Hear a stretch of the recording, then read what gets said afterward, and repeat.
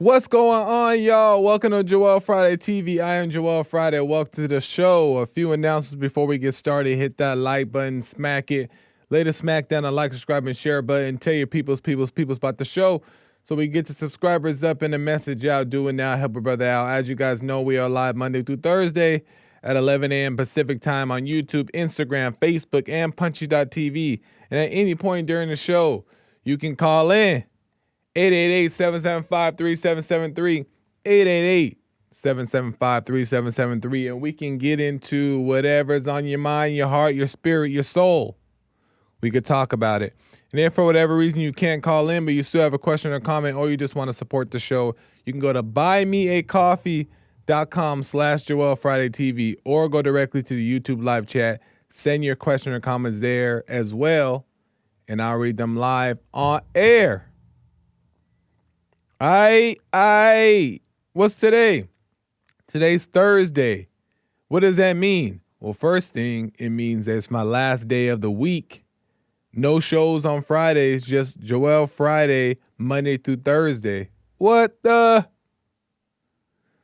So it's my last day of the week, but that means we got to end off with a bang. And secondly, it is Character Breakdown Thursday. Come on. Character Breakdown Thursday. Probably one of my favorite days, my favorite themed days of the week. Character Breakdown. I can't tell you why, but for some reason, I always find content for Character Breakdown that I really enjoy. I enjoy all the content for all the days of the week, but some about Character Breakdown, for me, it always comes across, I don't know, like right up my alley. You know what I mean? And today is one of those, I believe. So, but first, we got to start off a little new, start off light, start off with a little warm up, and work our way to the steak and potatoes. So we get a little appetizer going. You know what I'm saying? We get a little Brussels sprouts. We start off with a little, let's say, buffalo cauliflower. You know what I'm saying? We start off there, and then we get into the steak and potatoes, the main course meal, and that's what we're going to do. As always, I don't know if you guys heard or know. This is from Daily Mail. 2 basketball teams. Hold on. Let me play a little clip here. 2 basketball teams here were killed amongst 8 people after their basketball tournament. Okay, two young black boys killed amongst 8 others in a car crash recently. And what I really want to say about that is what happened was right after their basketball tournament, they're like 14, 15, 16. There were 4 passengers in one vehicle. And what happened was they were, according to Daily Mail, they were driving behind a slow car, right? And the car was going too slow. And what is everyone's unnatural instinct to do, right? Go around the car. So they go around the car, the slow car, and they collide head on with another car coming the opposite way. Also in the other car, there were 4 people and they all died. But there was one survivor, which was one of the coach's sons. So it was 2 coaches and 3 of the sons in one car. And one of the sons of the coaches survived. Everybody else died. The 2 cars collided, crashed into the side of the road, and both cars caught on fire. And all died except one. Isn't that crazy? I just thought that was interesting because it's a simple thing that all of us do. Well, I guess let me not accuse everyone of doing this, okay? But it's a simple thing. It's like somebody driving slow, or especially in LA.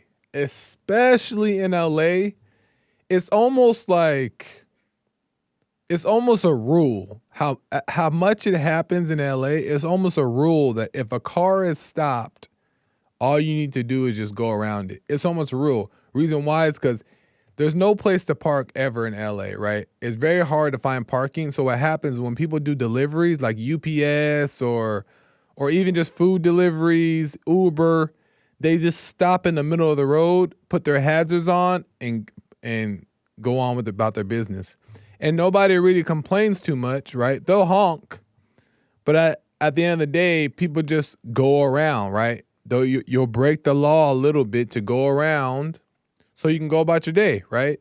It's almost natural to do, and it almost makes sense to do because of the way LA is designed. But nonetheless, it's still dangerous because there's oncoming traffic, right? So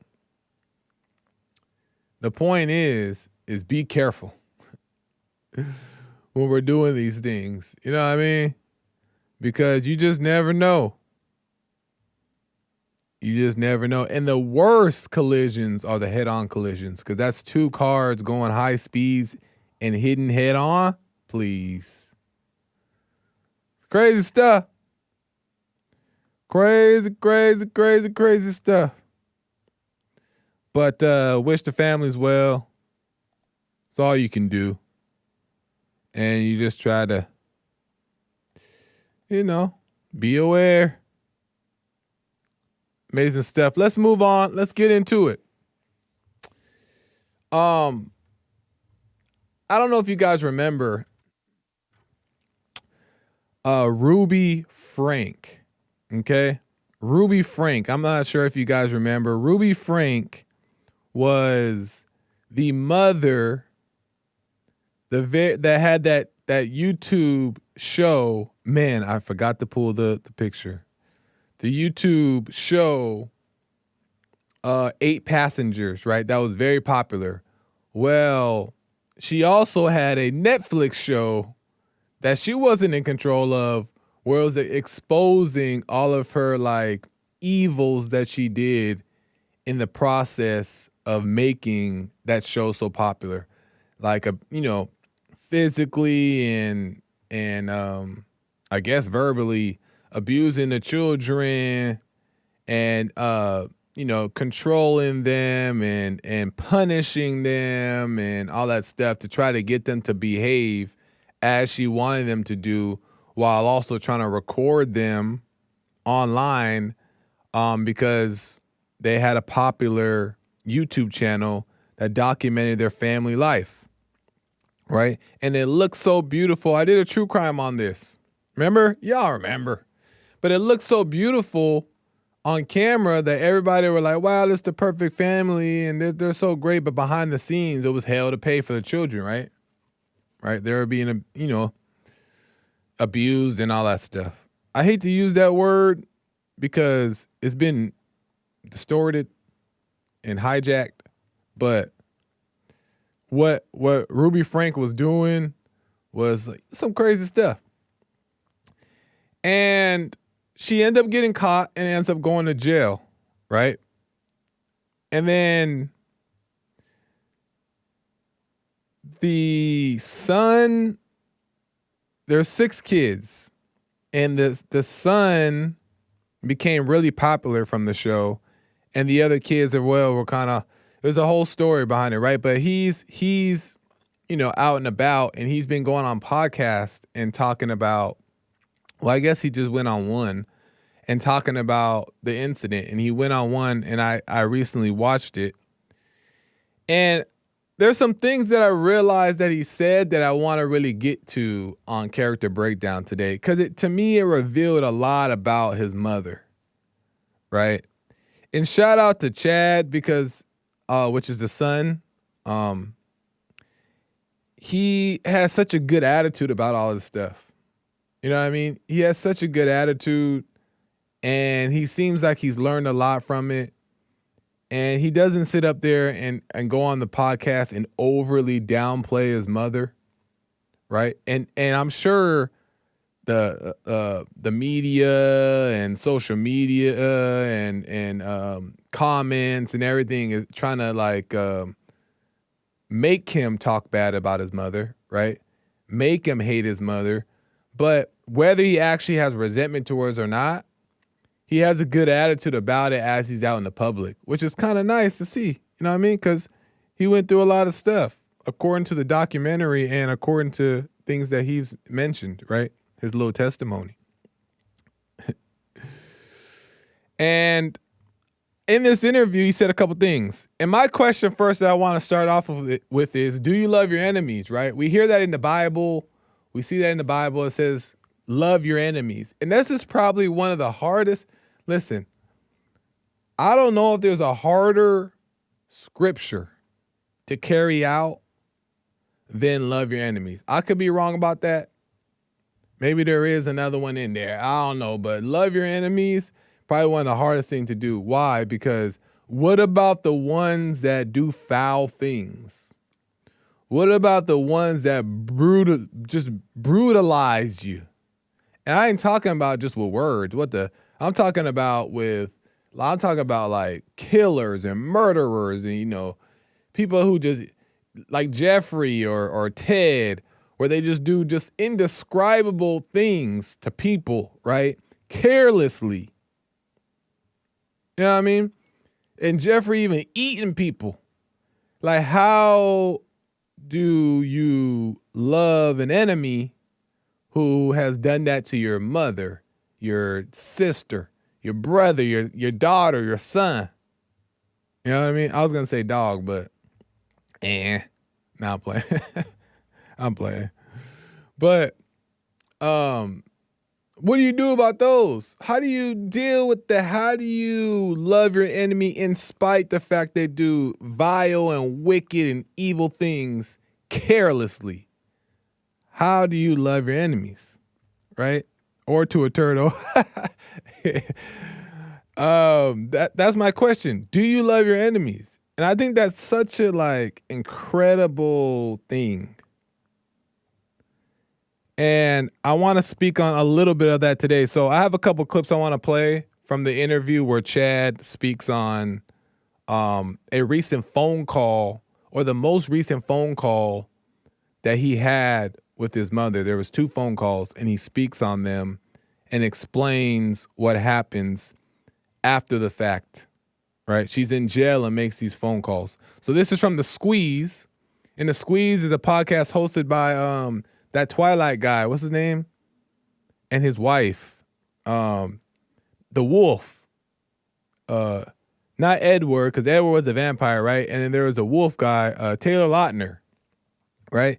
He has a podcast with his wife, and their podcast called The Squeeze. This is from The Squeeze. Chad Frank speaks on a recent phone call from jail with his mother, Ruby. Here we go. Oh, that ain't it. When was the last time you spoke to your mom? Yeah. Let me think. So she was arrested, and I didn't hear from anyone at all. No one ever called me, talked to me. And then a week later, I get a call from her, and I was with my sister in the kitchen, my older sister. And so she started the tape recorder, and I just got on, and she was very still in the mindset of what I did was right, and I was now in the mindset of what she did was wrong. Really quick, before we move on, keep that in mind what he said. He was in the mindset of that she was in the mindset that she was right, and he was in the mindset that she was wrong. Keep in mind that right and wrong little segment here as we move forward. Here we go. So it was kind of like an argument back and forth, and I was trying to help her see what she did was wrong. And we were talking in very spiritual ways, because that's the way she talks, and relating it to scriptural stories. And that's basically how we talk. Like, Mom, Jesus wouldn't do this. Mom, Jesus wouldn't do that. Jesus wouldn't hurt her kids like this. And it was the first, and I'm serious, this was the first time anyone has ever fought back on her, at least someone who's close to her. This is the first time someone has fought back on her in a long, long time. Yeah. And she told me, she said, I hope God tells you who I really am. So she tells her son on the phone, I hope God tells you who I really am. What does that say to me, right? That says to me that in her mind, she's convinced that what she's doing is the right thing. In her mind, right? In her mind, she truly believes what she's doing the right thing. But guess what? In his mind, the son's mind, who went through this stuff, truly believes that what she's doing is wrong, right? And I'm going to come back to that. But what she believes is that she's doing right. So yes, should she pay for her behavior, right? Because she's in jail, right, for a year. I think like 20 plus years she's got for what she did, right? Nobody died, but, you know, the kids were she had young kids she was starving to death. She was calling them demons. They were skinny, and we played it on the show. It was crazy. You got to watch the documentary on Netflix. I forgot the name of it, but the Devil in the Family, Ruby Frank, something like that. But so she got like 20 years, but in her mind, she's believing that she's doing the right thing, right? She tells her son that I hope one day God will show you that who I really am. So in her mind, she thinks that she's doing the right thing. And let me tell you this, and this is just from my perspective, is that yes, she should pay. Yes, she should be in jail for what she did. Yes, she should learn from her behavior, right? She was caught up in the ego, caught up on her high horse. God just did crazy things, right? But I honestly believe that in her heart of hearts, she meant well. She meant well because she truly thought, right? Whether she was deceived, obviously she was deceived. Whether the thrills just felt so good, whatever it may be, she really believed she was doing the right thing. And in her intent, she meant well. And that's hard to see, that's hard to accept, and that's even hard to believe. But with that being said, I want to get into another clip, another section where Chad shares after that phone call, she calls back like a few days later. She calls back. And this time her attitude is totally different. Let's watch this. You know, immediately my, red flag started clicking, and I was like, okay, she's still in this bad mindset. And then about like three or 5 days later, she called me again, and I couldn't even get a word off that whole call. She had 5 minutes to talk, and I didn't say a word. She just was bawling. She was just crying. And she's like, I thought about everything you said, and I realized, like, you are completely right. And, no one has ever talked to me that way, the way you talk to me. And so. Oh.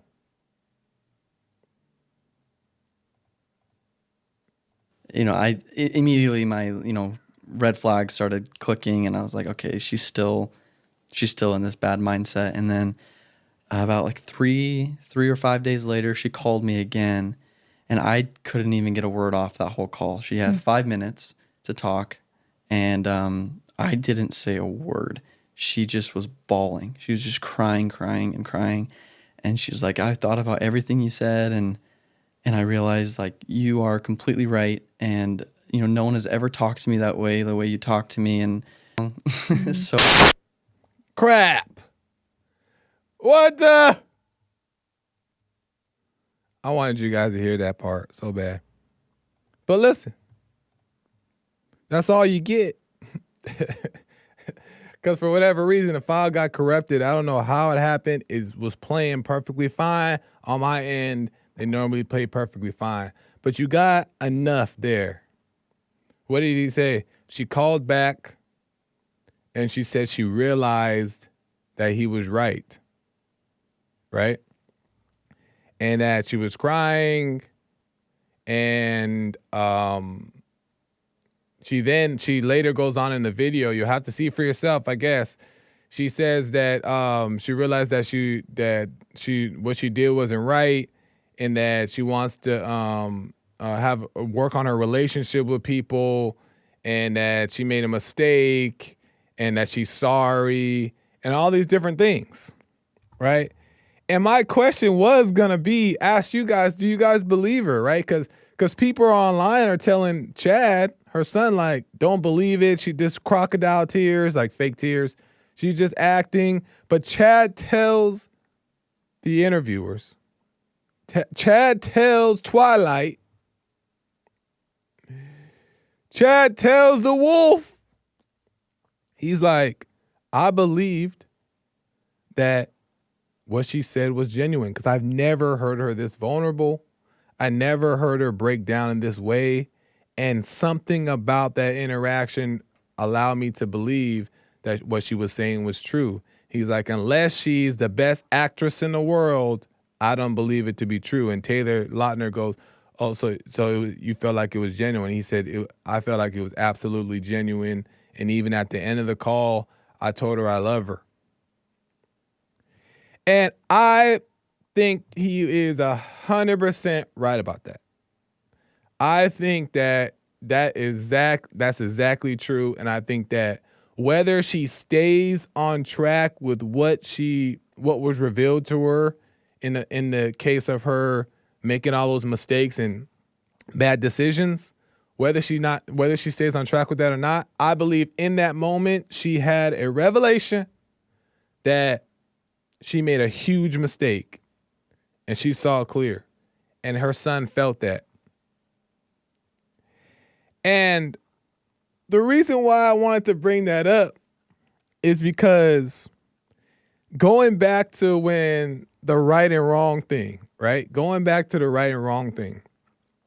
What did she say? She said that he said that in her mind, she believed she was right. And in my mind, I believe she was wrong. Both just judging each other, right? I understand it, right? He's mad, he's hurt. Both just judging each other, right? But when you get caught up in the right and wrong, your feelings get caught up in the right and wrong too, right? So what happens? You get caught up in the judgment. We all do it. And then you can't see clear. You can't understand the intent. You can't see what's really going on, right? Even if it's evil, even if it's improper, even if it's, worse as it gets. Why? There's why. You know what I mean? And for her to call back and, apologize and admit to her wrongs, when the first time she didn't do that. First time she was like still caught up in the mind, right? Caught up in her mindset and was like, one day you'll see that I'm right, right? She was still doing that. She didn't have to call back and ask for anything. For what? She believes that she's winning. She's on the side of right. So she has no reason to apologize for what? So she didn't have to call back and tell her and reveal that to her son, right? That she was wrong, that she gets it, and she's gonna try to fix it and all that stuff. She didn't have to do that. But she wanted to, because I think that she realized for whatever reason that all that she did was a huge mistake. She was deceived. And then it brings me to, and then I'll get to your guys' calls and super chats. And then it brings me to, what does it mean to love your enemy then? It's so good. I know chat's going crazy right now. Like, Joel, what's wrong with you? Why are you thinking that? Why are you saying that? Why? But what's wrong with me saying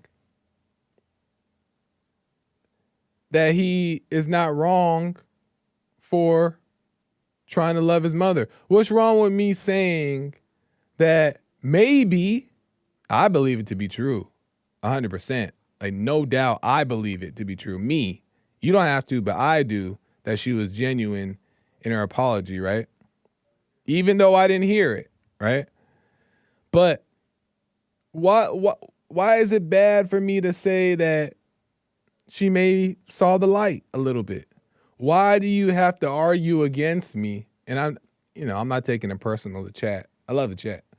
But why are you against me when I'm just talking? Listen, I'm just saying a possibility. Why can't we just entertain the possibility? Could it be that the thrill and the anger within us as individuals can't let people off the hook? Could it be that? I'm thinking out loud.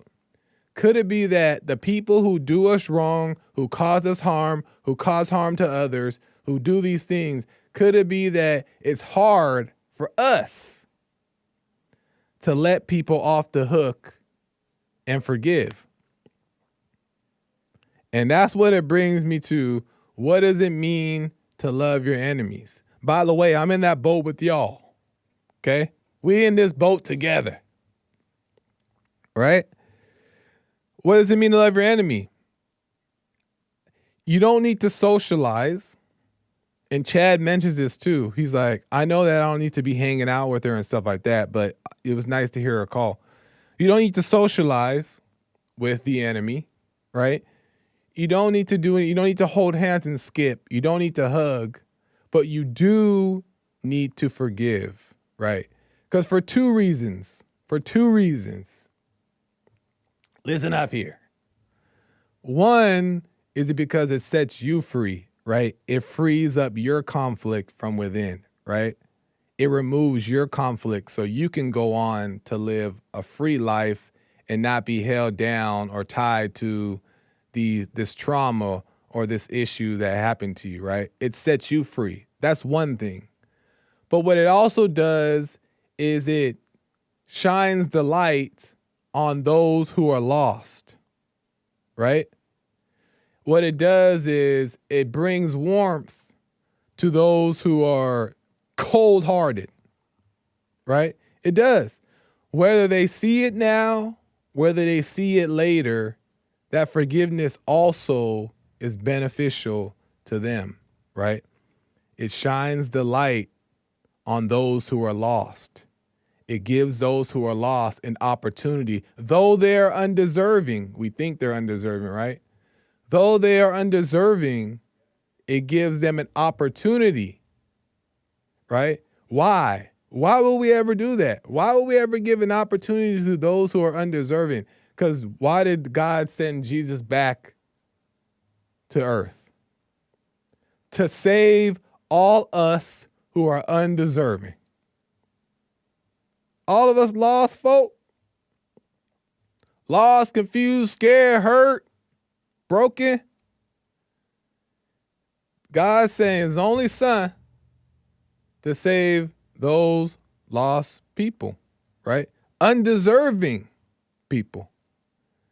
And that's why God says to love your enemies, right? And what did Jesus say right before he died on the cross? What did he say? He said, forgive them for they know not what they do. I ain't saying it's easy. I ain't saying I got it. I'm just relaying a message. Listen, I'm just relaying a message. Whether you believe it to be true or not, whether I'm mistaken, whatever it may be, I'm just relaying a message, right? I know it ain't easy. I know it ain't hard. I know it's hard, but that's what will benefit us the most if we learn how to love our enemies, right? Because that frees us up. That allows us to be free. Some will, some won't. But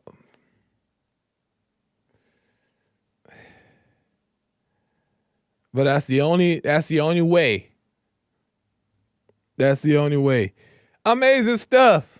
So shout out Chad. Shout out to Chad, Frank. The son. God is with him. I really believe that. Because, man, he just got a good attitude. And he's young, but he's like tough because of what he's been through. And you can just tell it on him. And yet he still finds it in his heart to respect his mother. And God got to be with you to do that, honestly. So after all that he had went through. So anyway, we wish the family well. Chad, the whole family, Ruby as well.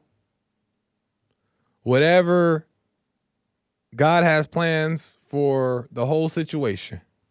She's in jail for 20 years. So let it be what it is. Let me get to some calls. Let me go to Dennis. Could be Denise. We'll find out out of New Jersey. Welcome to the show. You're on the air. Is it Dennis or Denise? Oh, my name's Dennis. Dennis. Welcome to the show, Yeah. man. Sorry about that. Yeah, I spelled it wrong. Yeah, about the love thing. I think, pop culture, a lot of things, they make it seem like, love is something emotional. But, based on what you said and based on a lot of messages that were in the Bible, love is about, wishing the best for another person, even though they might have did you wrong. Right. Loving your enemy.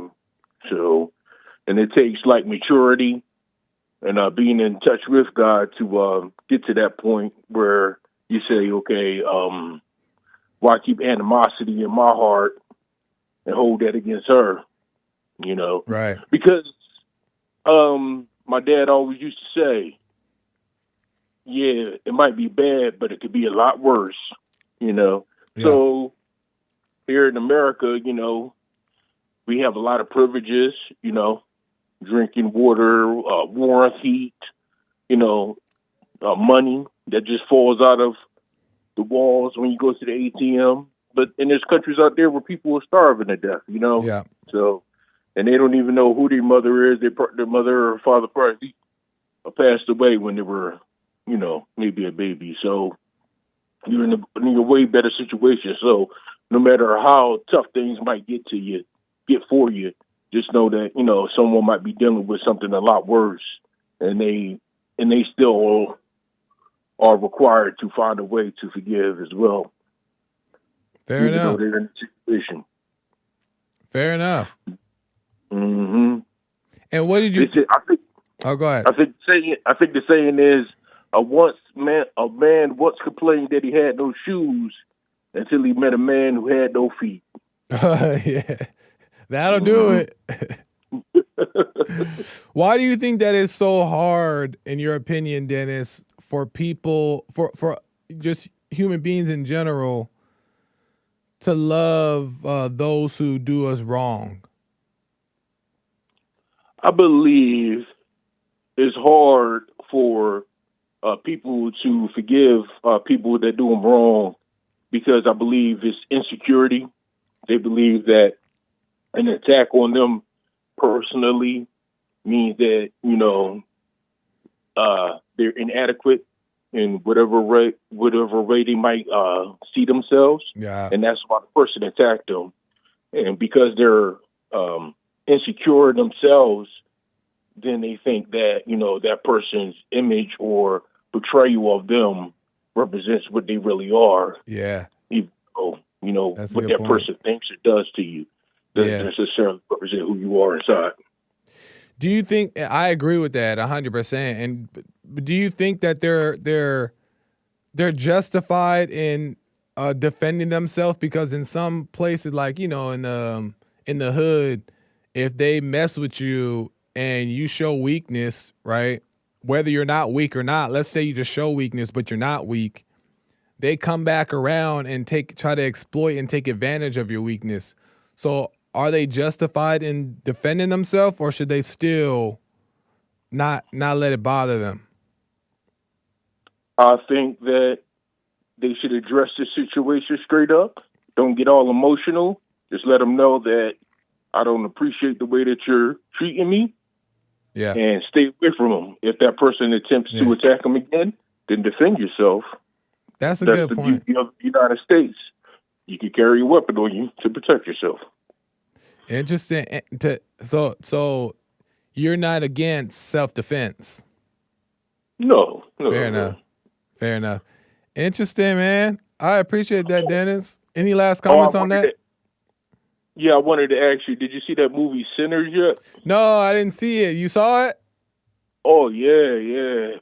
How was it? That's a really good movie. And I know since you be around JLP a lot, you know a lot about the civil rights movement. But Yeah. there was a lot of messages in there. And some people didn't get it. I went there with my son. He's young. He's like a teenager. But he didn't get a lot of the references. He thought it was just going to be like some type of action movie.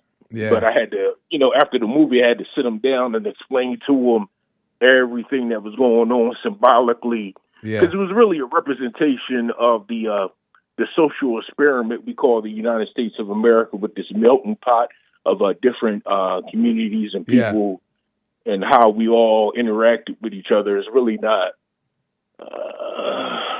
so to speak, any propaganda, political propaganda, in my opinion. It just has a lot of messages in it, and it's very, very thought provoking.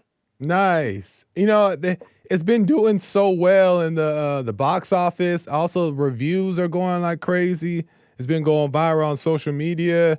I think Rotten Tomato or something rated it as the best movie of the decade. So I've seen a lot of good things about it, but I just wasn't sure, So I might have to just check it out for myself. It seems like it's doing good so far. Oh yeah, it's high quality stuff. Yeah, go check it out. You're really everyone that left that theater with me that night when we left the theater. Yeah, they came out. You could just see the aura around them, like they came out with a different perspective on the way that they looked at the world. Interesting. And maybe I'm just projecting or imagining things, but it just felt like that energy that you get from other people kind of changed a little bit. Interesting. Fair enough. Hey, you never know, but fair enough, man. I'll have to check it out, and I'll have to maybe do a little review on it on the show. But I appreciate that. I appreciate that, Dennis. Thank you, man. All right, you're welcome, Dick. All right.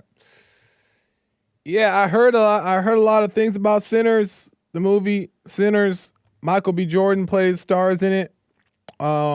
Alongside what's that the woman's name? She's been in a lot of things as well. She's actually pretty good actress. What's her name? I can't think of her name. But she played in like Transformer movies. It's not Megan Fox. Imagine. It's not Megan Fox. But she played Transformers movies. She played in all kinds of stuff, a lot of stuff. And I've been hearing a lot of good reviews, but the movies, the past, like, I'll probably say 15 years, have taken a huge dive. They become real political. They become real like DEI.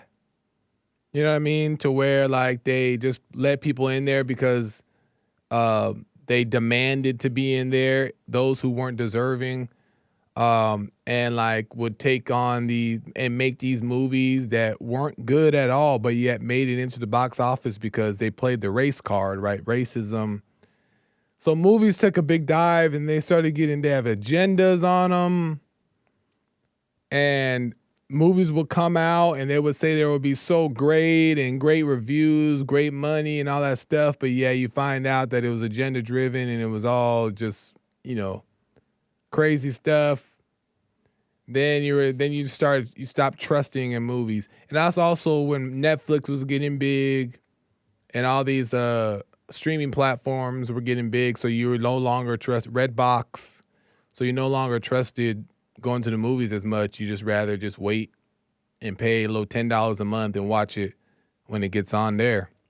But so it's hard for me to go to the movies unless I really, really, really am interested in the movies. And this one made me want to possibly go and see for myself. So far it's been hearing good reviews. We'll see if I actually go or not. I'm not the biggest fan of Michael B. Jordan. No shade. No, I don't know nothing about him, but I don't know. I'm just not a big fan of his style of acting. But I mean, I don't knock him as an actor. I think he is talented, but I mean, shout out. But hey, it might just be pretty dang good. Who knows? So we'll see if I see it. Let me check super chats here. Let me see. Angban Art says, Joel, opinion on tattoos. Good question, Angban Art. What's my opinion on tattoos? I have one. And when I first got this one, I was 17 and I wanted it on my arm. But my mom said that if I'm going to let you get this tattoo, you cannot get it on your forearm because you may need to get a job, blah, blah, blah. She was right.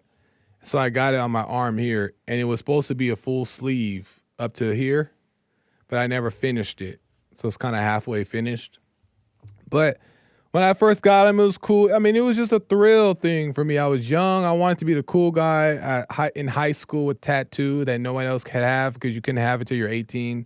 I got my mom's permission. So I got it when I was 17. So I was a senior, and I had my little car, my little tattoo. It was a thrill, right? But at the end of the day as well, it's probably best that you just keep your body clean and just normal. It's just normal to just be clean. But if you were to get it, I don't think it's a sin, in my opinion. That's just my opinion. I don't think it's sinful. I don't think that you're going to hell if you have tattoos. I just don't think it's always the wisest thing to do. I mean, it's just permanently putting things on your body that don't necessarily have to be there. But does it look cool? Yeah, it looks cool. And yeah, it looks cool. But is life about cool? No. So you don't have to get it, type of thing. You'll be fine if you don't. But I leave that to each his own type of thing. You know what I mean?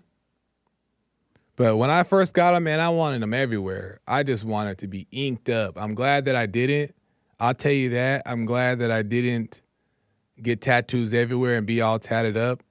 Just because in some circumstances, I'm like, I wouldn't want to walk into a place with just sleeved up, necked up. Like sometimes you feel out of place, right? And you want to be able to go anywhere. But I do want to at least finish what I have maybe one day. So that's how I feel. Joel tatted, by the way, Jet.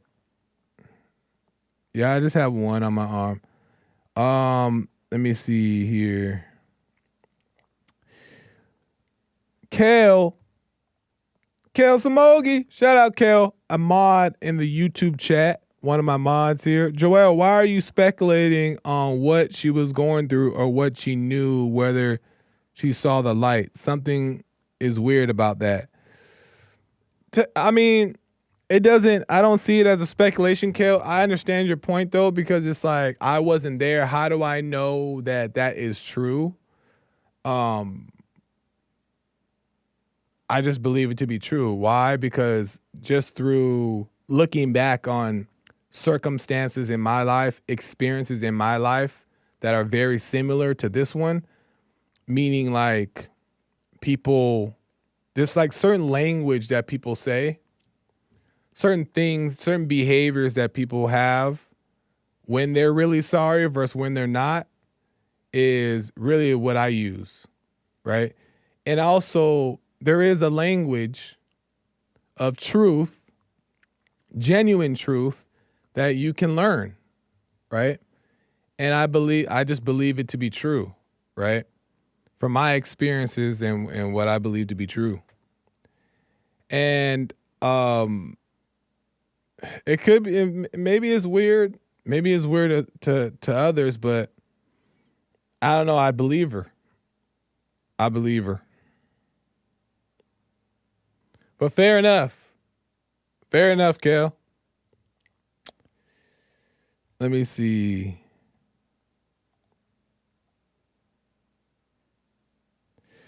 And I also believe that there is a way. I also believe there's a way that you, anyway, y'all get the point. Let me check Buy Me a Coffee. Buy me a coffee. Buy me a coffee.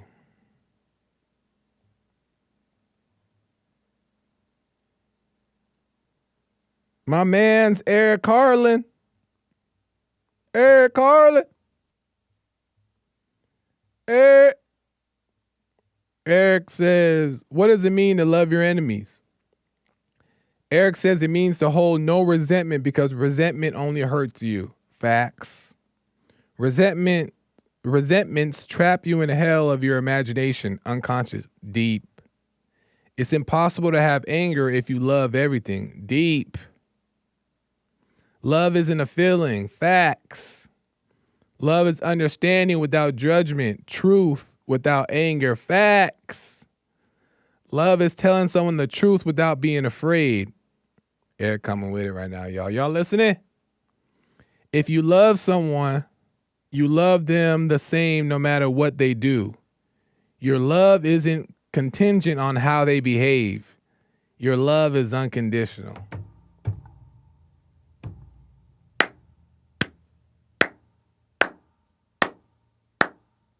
$100%. How to do that might be another super chat that he probably gonna send in a little bit. But what he's saying is very true. Love ain't a feeling, and you cannot unlove somebody, right? If you truly love somebody, you cannot unlove them. Why? Because if you truly love them, it's because God has revealed to you what that actually means, for one, but also revealed to you who that person really is, right? And because of that, you cannot unlove them. You cannot, no matter what they do, you cannot unlove them. Yeah, let's just say you get caught up and then your feelings get caught up, your feelings get hurt. They do something that's really just evil, right? And you could still get caught up and feel betrayed and lied to, and you still get mad or you get angry at them and blah, blah, blah. But when the dust settles, you will never not love them. Never. You can't. Because love doesn't stop. Real love doesn't stop. You can't unlove somebody. It doesn't, it just doesn't work that way. But emotions can get in the way and blind you to reality. We see that happen all the time. We see that happen in our own personal lives. But you're blessed if you've gotten a glimpse at what real love looks like.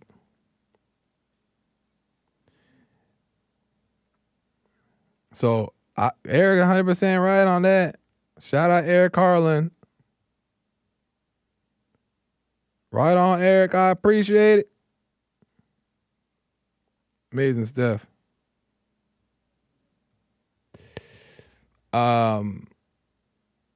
Man, I'm running out of time here. Let me see. A few other super chats from Eric here that they're kind of long, so I can't read them. Eric knows that. But I appreciate you, Eric, for the support as well. And I'll check those out on some downtime, the longer ones. Right on. Let me see here. So I highly recommend the Squeeze podcast, in case you guys want to go watch that on your own. The Squeeze podcast. All right, Taylor Lautner. Right, y'all love Twilight. Come on. Oh, I heard he's also Lava Boy or something. Y'all know you love Taylor. Oh, his wife's name is Taylor too. I forgot. Taylor and Taylor. Go watch Taylor and Taylor. The Taylors. Right? The Lautners. Go watch the podcast of Chad Frank on there talking about the whole situation. Very interesting stuff. Very interesting stuff. And also being a podcast host and creating an opportunity for people to go on a show and be able to open up comfortably is a skill set. So I want to give kudos to the Lautner folks, because some people can be closed off because they feel like you're trying to expose them or you're trying to get answers out of them just for some clicks, for some attention. And they can kind of sense that. All people kind of can sense that, so they'll kind of be closed off. But it takes a skill set. It's not easy. I thought it was easy before I started doing this podcast stuff. It takes a skill set to know how to make people feel comfortable enough to open up. Because nobody like to open up. Nobody like to open up. Well, maybe more so now. Because you're not judged for being crazy. But, so shout out to them too. But anyway, I got to end here in a second. Let me just look at a couple chats before I leave. Joel, live in color. Is that a black reference, baby? That's a black reference. Amazing stuff. Shark Boy and Lava Girl. That's how you know Z's in the chat. That's a Z thing. Because I know him from Twilight. That's millennial. And then Z know him from Shark Boy and Lava Girl. But Nick, you know Shark Boy and Lava Girl?